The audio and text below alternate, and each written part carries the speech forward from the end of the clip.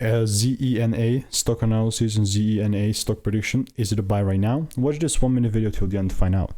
ZENA Tech sitting at $2.16, 22% down, up for the day. Where are we heading next? Great questions. Let me quickly run you through them. ZENA is just, it's a bearish market for sure. Like you can see, I have my previous idea on it. It was like I was pointing it towards the downside, and guess what happened? I mean, we cleared the lows out. And guess what's my next bias on this?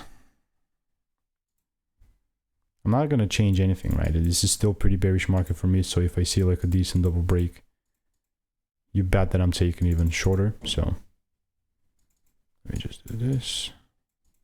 I'll put like a little waiting sign, right?